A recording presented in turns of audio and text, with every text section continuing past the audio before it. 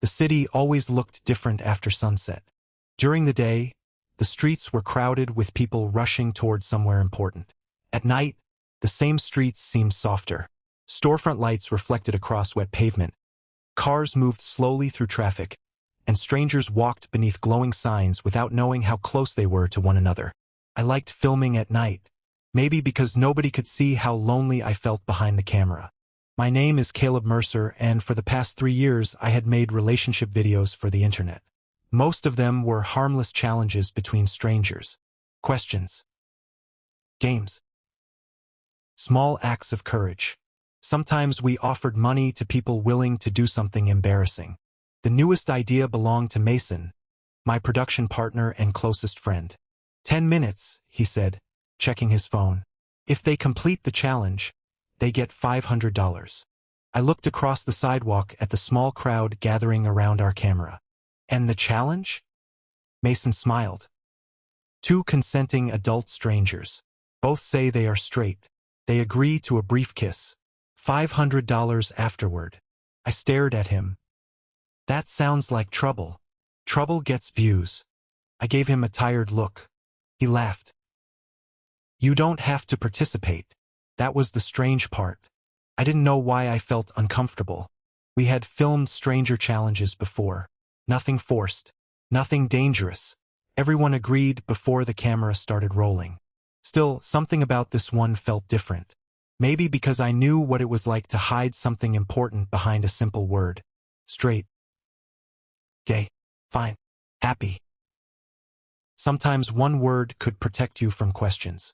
Sometimes it could imprison you. I pushed the thought away. Let's do it, I said. He was tall, broad-shouldered, and dressed simply in a dark jacket over a gray shirt. He looked like someone who had spent the entire day working and had forgotten that the world expected him to smile. 2 friends stood behind him. One of them pointed toward our camera. What are you guys doing? Mason explained the challenge. Grant listened without laughing. When Mason mentioned the money, Grant finally raised an eyebrow. 500. 500, Mason confirmed. Grant looked at his friends. Then he looked at me. It lasted only a second, but something about that look stayed with me. He walked closer. What exactly happens? You meet another consenting adult, I explained. You both agree to the challenge. If you complete it, you receive the money. Grant nodded. And if I change my mind? You walk away. He studied me. You're the one making the rules? I smiled faintly. I guess I am. Something softened in his expression. Then I'll do it. Mason quickly found another participant. The cameras started. The crowd became louder. Grant stood opposite the other man while I watched from behind the main camera. It should have been funny. It should have been simple. Instead, Grant looked nervous. The other man stepped closer. Grant smiled awkwardly. Then he glanced toward me. I didn't know why. Maybe he was looking for reassurance. Maybe he wanted to know whether I was still there. I gave him a small nod. He turned back. The challenge lasted only a moment. When it was over, everyone laughed and applauded. Mason handed Grant the money. Grant took the envelope but didn't leave. He stood there while his friends talked among themselves. Then he walked toward me. You always look that serious? I lowered the camera. Only when I'm working. And when you're not working? I don't know. He smiled. You don't know? I shook my head. I don't spend much time not working. That smile disappeared. Not completely. Just enough for me to notice. You should, he said. There was something strange about hearing that from a stranger. You don't know me. No, he replied. But I know what lonely looks like. The words hit harder than they should have. For a moment, I couldn't think of anything to say. Mason called my name from behind the camera. I turned away. When I looked back, Grant was still watching me. His friends were waiting. He finally stepped backward. Maybe I'll see you again. Maybe. He started walking away. Then he turned around. Caleb? I froze. I hadn't told him my name. You said it earlier, he explained. Oh. He smiled.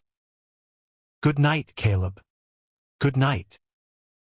I watched him disappear into the crowd. Mason came beside me.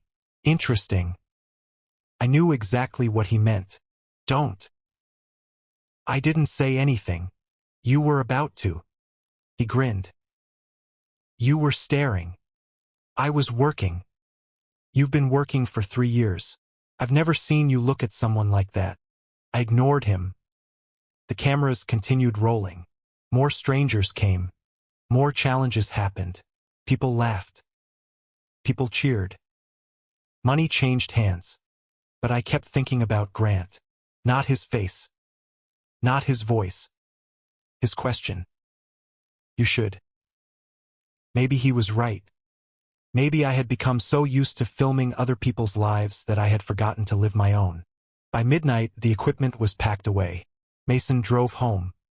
I stayed behind to check the footage. The street had become almost empty. I sat alone beneath the glow of a closed cafe sign, scrolling through clips. Then I reached Grant's challenge. I watched it once. Then again. On the third time, I noticed something I hadn't seen before. Right before the challenge began, Grant had looked directly into the camera. But his eyes weren't focused on the lens. They were focused on me standing behind it. I stopped the video. For several seconds, I simply stared at the frozen image. Then my phone buzzed.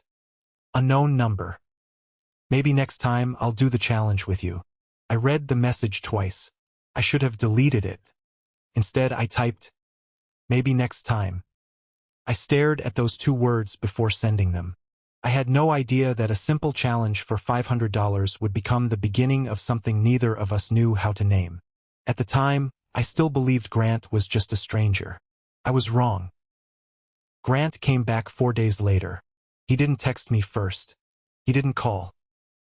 He simply appeared outside the studio just before sunset, standing beneath the old blue sign that flickered whenever the wind moved through the street. I saw him through the window. For a moment, I wondered if I had imagined him. Then he looked up. Our eyes met through the glass. He smiled. My heart reacted before my mind could tell it to stop. I walked outside. You're here early. He slipped his hands into his jacket pockets. I was nearby. I looked around the nearly empty street. You were nearby? Very nearby. I smiled despite myself. You're a terrible liar. He laughed quietly. I'm beginning to notice that. Felt familiar. Like we had already known each other longer than we actually had. Mason came outside carrying a box of equipment. He looked at Grant. Then at me. Then back at Grant. I suddenly remember I have something to do inside.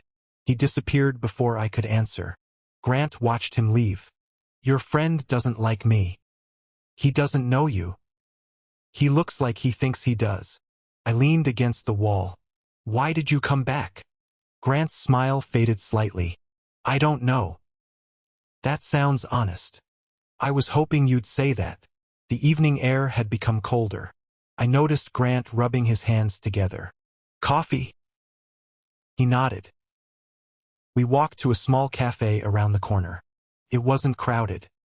Only a few people sat near the windows, speaking quietly beneath warm yellow lights. Grant ordered black coffee. I ordered tea. We sat across from each other. For the first few minutes, we talked about ordinary things. Work. Music. The city. Bad traffic. The strange habits of people who appeared in our videos. Then Grant became quiet. He stared into his cup. I lost my job last month. I didn't interrupt. He continued. That's why I took the money. I figured. He looked surprised. You did. You didn't look like someone who wanted attention. A small smile appeared. You're good at reading people. Sometimes. And sometimes, I get everything wrong. His eyes stayed on mine. Like me. I looked down. I don't know you well enough yet. That answer seemed to affect him. He leaned back. I worked at a construction company for almost 6 years. The company closed one department. I was one of the people they let go. I'm sorry. Everyone keeps saying that. I know. What do you say? I thought about it. I'd ask if you're okay. He looked down again. No. The honesty surprised me. I haven't been okay for a while. Something inside me softened. There was no performance in his voice now. No confidence. No smile for the camera. Just a tired man sitting across from me, admitting that life had become heavier than he expected. I understand, I said. He looked up. You? I nodded. More than you think. He didn't ask for details.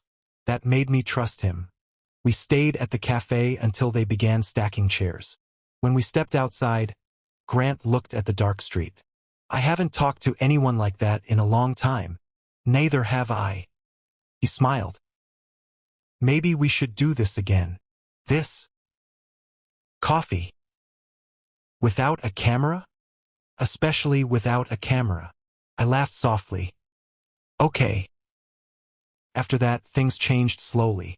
Grant began appearing at the studio. Sometimes he helped carry equipment. Sometimes he simply sat in the corner while I worked. We started having coffee after filming. Then dinner.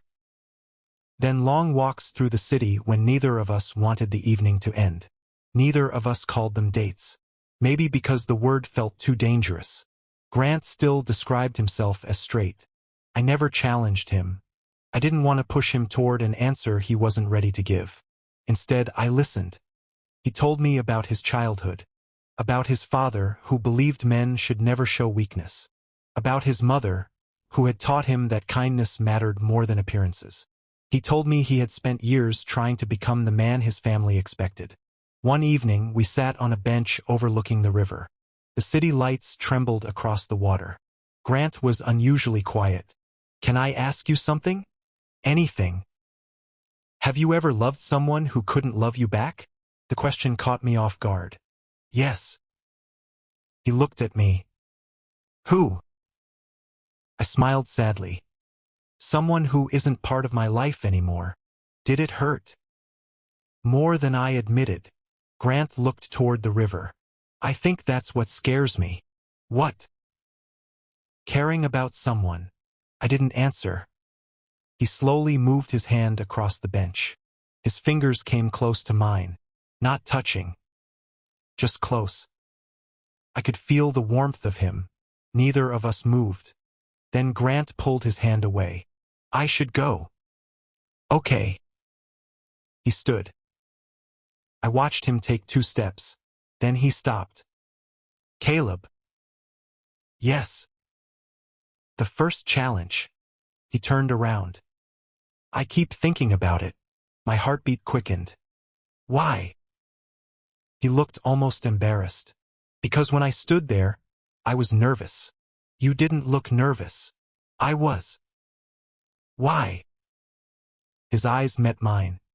Because you were watching. Then he walked away. I stayed on that bench long after he disappeared. The next morning, Mason confronted me. You're getting attached. I looked up from my laptop. To what? Grant. I said nothing. Mason sighed. Caleb, I'm serious. He hasn't done anything wrong. That's not what I'm saying. Then what are you saying? Mason sat opposite me. He may not understand what he's doing. I frowned. He's an adult. Exactly, which means he knows how much attention this can bring. He doesn't care about the channel. You don't know that. I closed my laptop. You're wrong. Mason studied me. You're hoping I'm wrong. That sentence stayed with me, but I refused to let it change what I felt. That evening, Grant arrived with 2 coffees. He handed one to me. You remembered my order. I remember everything about you. I smiled. You shouldn't say things like that. Why? Because I might believe you. His expression became serious. I want you to. The world seemed to become quieter. Cars passed. People walked around us. Somewhere nearby, Music played through an open restaurant door. But all I could hear was Grant breathing. He stepped closer. Not too close. Just enough for me to feel the warmth between us. "I don't know what this is becoming," he whispered. "Neither do I. But I don't want it to stop." I looked into his eyes. For the first time, I allowed myself to hope. Maybe Mason was wrong. Maybe Grant wasn't confused about me. Maybe he was simply afraid. And maybe, for once, I could be patient enough to let someone find the courage to tell me the truth. For a while, I believed we had found something neither of us needed to explain. Grant never called it a relationship. I never asked him to. We simply kept showing up for each other. He brought coffee when I worked late. I waited with him when his job interviews ended badly. Sometimes we walked beside the river without speaking. Those quiet moments became my favorite ones. Grant was still careful around other people. If someone asked about us, he called me a friend. I pretended that word didn't hurt. Then one afternoon, everything changed. I arrived at the studio earlier than usual. The building was almost empty. Mason had been working late the previous night, so I went upstairs to collect some camera equipment. As I passed the editing room, I heard voices. Grant's voice. I stopped. The door wasn't completely closed. Mason was inside with him. I couldn't hear every word. Then Grant said something that made my stomach tighten. "I just need the money." I froze. Mason replied quietly, "You know what this means for Caleb?" There was a pause. Then Grant answered, "I know." My heart began beating harder. I stepped closer. Mason said something I couldn't understand. Grant sighed. "I never meant for him to get attached." The room seemed to disappear around me. I couldn't breathe properly. For several seconds, I stood outside that door, unable to move. Then I heard Grant say, "The channel was supposed to be simple. That was enough." I walked away before either of them saw me. I went downstairs. I grabbed my jacket. I didn't even remember leaving the building. Outside, the sky had turned gray. Rain had started falling. I walked without knowing where I was going. Every memory suddenly felt different. The coffee. The walks. The late-night conversations. The way Grant looked at me. Had all of it been part of some plan? Had I been the only person who believed it was real? My phone started ringing. Grant. I ignored it. Then again. And again. I turned the phone off. That night, I sat alone in my apartment. The room was dark except for the light coming through the window. I opened our old messages. I read them one by one. Every kind sentence suddenly felt like evidence against me. Then I saw the first message he had ever sent. "Maybe next time I'll do the challenge with you." I remembered how happy I had been. Now it felt foolish. I barely slept. The next morning, Grant was waiting outside the studio. His face changed when he saw me. "Caleb." I kept walking. "Please." I stopped. He approached carefully. "What happened?" I looked at him. "You tell me." His expression tightened. "I don't understand." "I heard you." He went silent. "Mason and you." His face lost its color. "You were listening?" "I heard enough." "Caleb, it isn't what you think." I laughed once. It wasn't a happy sound. That's what people say when it is exactly what I think. He stepped closer. "I never used you." "Then why did you say you never meant for me to get attached?" Grant looked devastated. "I said that because I was afraid." "Afraid of what?" "Of hurting you." "You already did." He looked down. "I know." I felt tears burning behind my eyes. I hated that he could still affect me. "You should have told me the truth." "I was going to." "When?" "I don't know." "That isn't an answer." He rubbed his forehead. "I was trying to figure myself out." "And the money?" He looked confused. "What money?" "The money you said you needed." His eyes widened. "That was about my rent."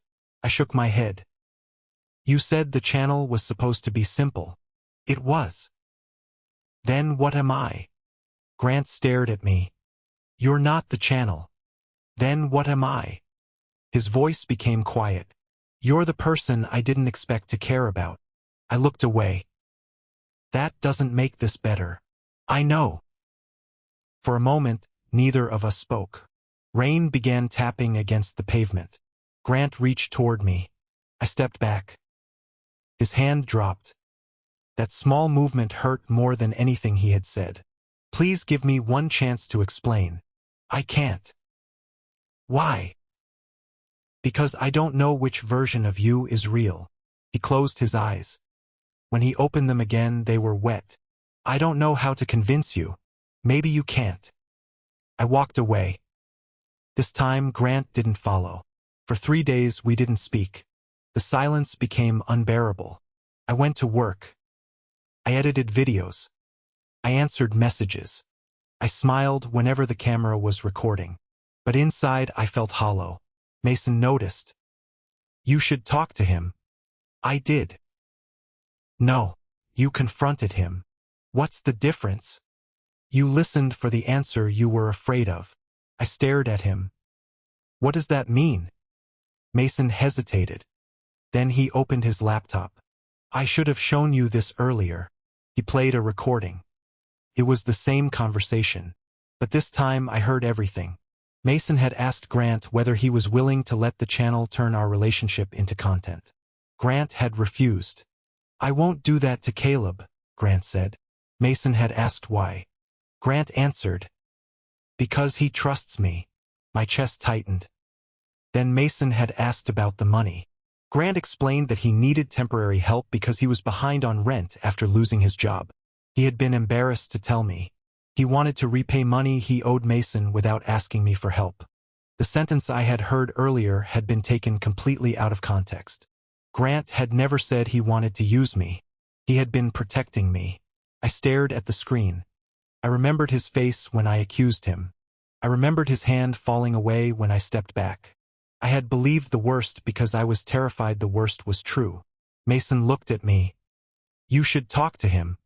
I stood immediately. Where is he? Probably at home. I grabbed my jacket. Outside, the rain had stopped. The city looked washed and tired. I drove to Grant's apartment. But he wasn't there. His neighbor told me he had gone to the park. I found him sitting alone on a bench beside the river. He looked smaller than I remembered. When he saw me, he didn't stand. He simply waited. I approached slowly. I was wrong. Grant looked down. I know. The words hurt. I heard the whole recording. He said nothing. I should have asked you. Still nothing. I sat beside him. I was scared. So was I. I looked at him. You could have told me. I wanted to. Why didn't you? He swallowed. Because every time I looked at you, I knew I was becoming someone I didn't understand. His eyes filled with tears. And I was terrified you'd stop seeing me the same way. I didn't know what to say. The river moved quietly beside us. Finally, Grant whispered, You didn't break my heart by leaving. He looked at me. You broke it because you believed I could never care about you. I lowered my eyes. For the first time, I understood that betrayal wasn't always caused by lies. Sometimes it was caused by fear. Sometimes people hurt each other while trying desperately to protect themselves. And sometimes the truth arrived only after the damage had already been done. We stayed beside the river until the sky became completely dark. Neither of us knew what to say next. The city moved around us, bright and restless. While we sat beneath a quiet street lamp, Grant kept looking at the water. I kept looking at him. There were so many things I wanted to say. Most of them sounded too small. I'm sorry didn't seem enough. I understand would have been a lie. And I love you felt too frightening to say after everything that had happened. Eventually, Grant broke the silence. I should have told you. I nodded. Yes. I thought I could protect you by keeping things simple. You made them more complicated. I know. His voice was quiet. I've spent most of my life believing that if I don't say something, it can't hurt anyone. I looked at him. That doesn't work.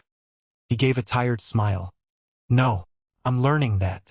For a while, we watched the reflections moving across the river. Then Grant spoke again. My father never talked about feelings. I stayed quiet. He believed being strong meant never needing anyone. He rubbed his hands together. When I was younger, I thought that was what being a man meant. His voice became softer. Don't complain. Don't cry. Don't admit you're scared. He looked at me. And definitely don't admit when someone matters too much. Something tightened inside my chest. You don't have to be that person with me. Grant looked away. I want to believe that. You can. He shook his head.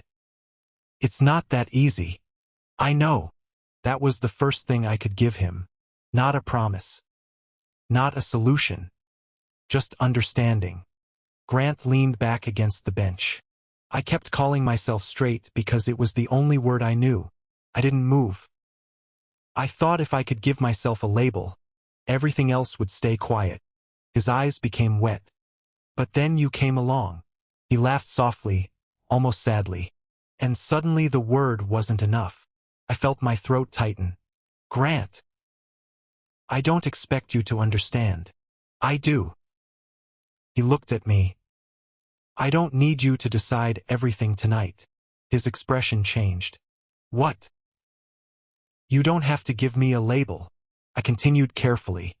You don't have to explain every feeling. But you do have to be honest with me. Grant stared at me. I could see how badly he wanted to believe me. I don't want to be your experiment, I said. You aren't. I don't want to be your secret. You aren't. And I don't want to be something you only choose when you're lonely. Grant's eyes filled with tears. You aren't that either. His voice broke slightly. You're the person I think about when I'm not lonely. I looked away because I couldn't trust my face. For weeks, I had been trying to understand what existed between us. Now I was afraid of hearing the answer. Grant slowly reached toward my hand. He stopped before touching me. Can I? I looked at his hand. Then at him. I nodded. His fingers closed gently around mine. Nothing dramatic happened. There was no music. No camera. No crowd. Just the warmth of his hand against mine. Yet it felt more intimate than anything that had happened between us before. Grant took a slow breath. I think I fell in love with you. My heart seemed to stop. He looked frightened after saying it, as though the words had escaped before he could protect himself. I squeezed his hand. You don't have to be afraid of that. I am. I know.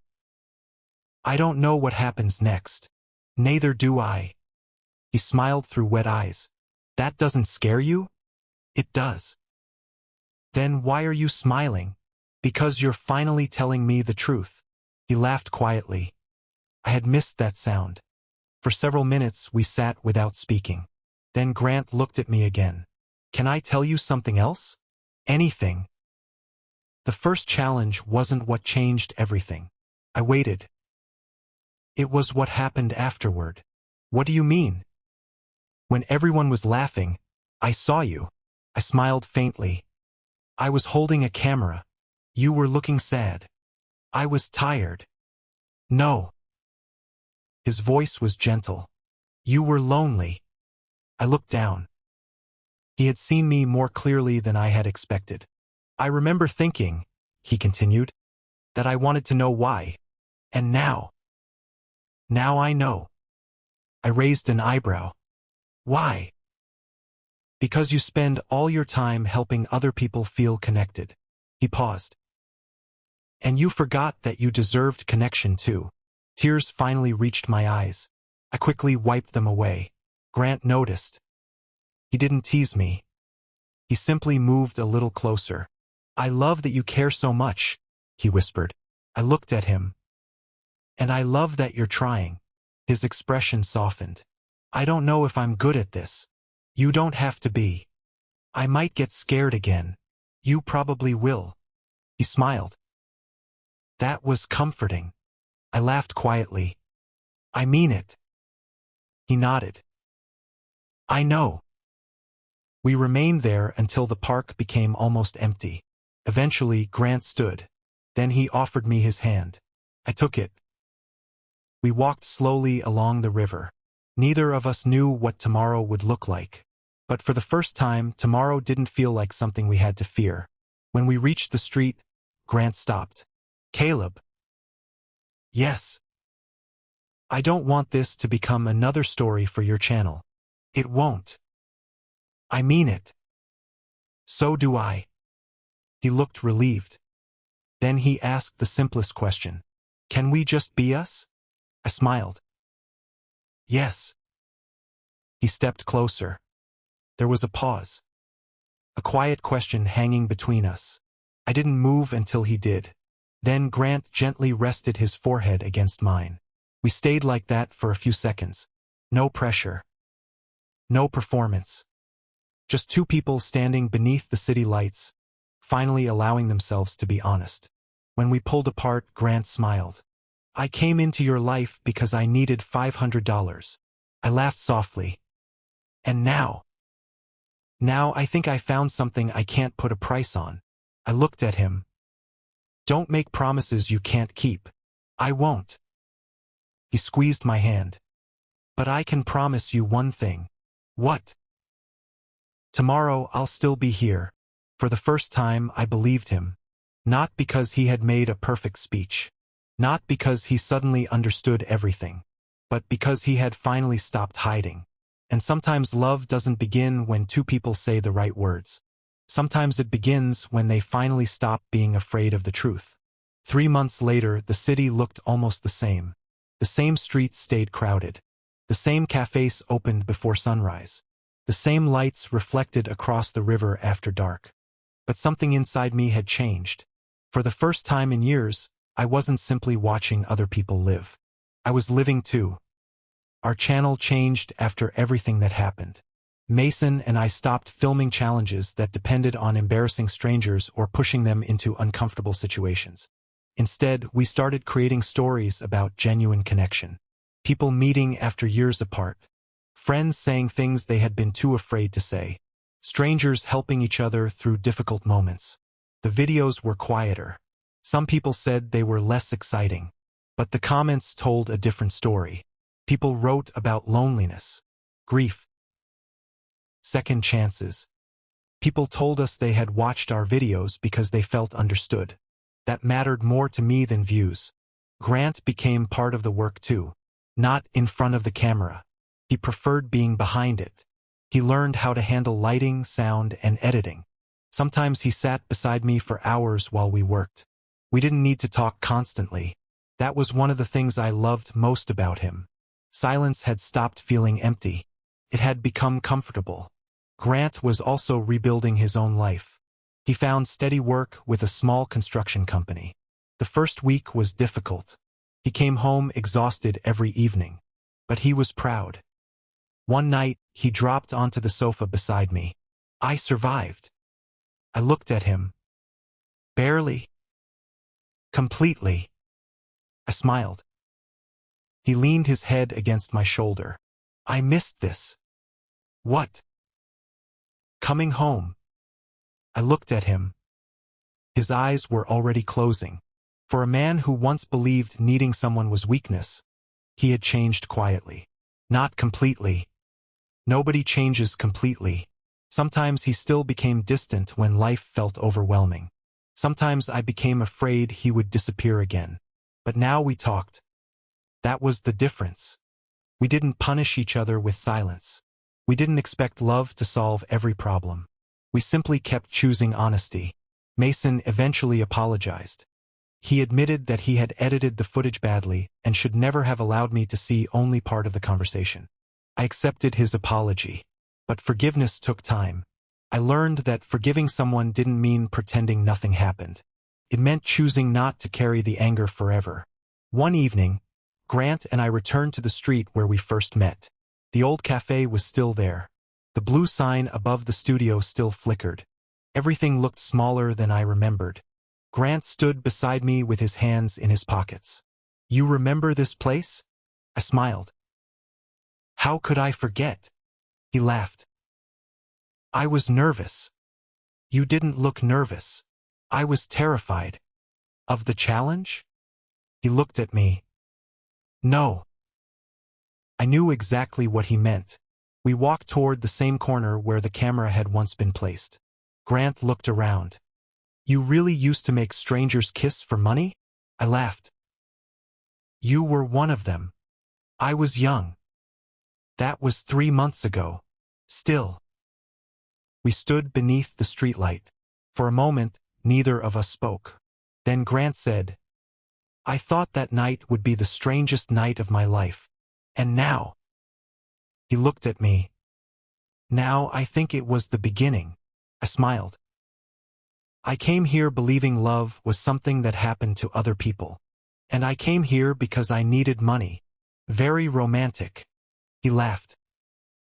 Then his expression became serious. I was afraid of you at first. Why? Because you made me want things I had spent years convincing myself I didn't need. I looked at him. What things? A home. That's a big one. A person who knows me. He paused. Someone I don't have to pretend around. The street had become quiet. I looked at the lights across the road. You have that now. Grant smiled. I know. He reached for my hand. This time, there was no hesitation. His fingers slipped between mine naturally. I looked down at our hands. There was something almost ordinary about it. That was what made it beautiful. No cameras. No audience. No money. No challenge. Just us. Grant squeezed my hand. Do you ever regret answering my message? I thought about it. The truth was complicated. There had been fear, pain, misunderstanding, moments when I thought walking away would be easier, but regret? No. He smiled. Good. What about you? He looked toward the studio. I regret being afraid for so long. I understood. Sometimes the hardest part of love wasn't finding someone. It was allowing yourself to believe you deserved to be loved honestly. We started walking home. Halfway down the street, Grant stopped. Caleb. Yes. He looked almost shy. Can I ask you something? Go ahead. Do you remember the first message I sent you? I laughed. Unfortunately. He smiled. I meant what I wrote. You wanted to do the challenge with me. I did. And now. He stepped closer. Now I don't need a challenge. I smiled. Good. Why? Because I don't want us to prove anything to anyone. Grant nodded. Neither do I. We continued walking. The city lights stretched ahead of us. For years, I had believed love needed a dramatic beginning. Something unforgettable. Something that looked beautiful from the outside. But our story hadn't been like that. It began with 2 strangers, a camera, and $500. Then came coffee. Long conversations. Fear. Jealousy. A painful misunderstanding. And finally, the truth. Maybe that was what made it real. Love didn't arrive like a perfect movie scene. It arrived slowly. It asked questions. It made mistakes. It waited. And sometimes it gave 2 lonely people enough courage to stop running. When we reached my apartment, Grant paused at the door. You know what I learned? What? That money can make people do strange things. I laughed. And? He smiled. But it can't make someone stay. I looked at him. Then why are you staying? His answer was simple. Because I want to. He took my hand again. There was no audience to impress. No prize waiting. No camera recording our faces. Just 2 people choosing each other freely. And somehow that was more beautiful than anything we could have filmed. I used to think the first kiss was the story. Now I understood. It wasn't. The real story was everything that came after. The trust we rebuilt. The fears we admitted. The mistakes we forgave. The quiet mornings. The difficult conversations. The moments when neither of us had the right words, but we stayed anyway. That was love. Not a performance. Not a challenge. Not something anyone could buy. Just two people learning, day by day, that they didn't have to face the world alone. And as Grant walked beside me beneath the soft city lights, I finally understood something I had forgotten years ago. The first kiss might have been worth $500 to everyone watching. But the love that came after it was worth everything to us.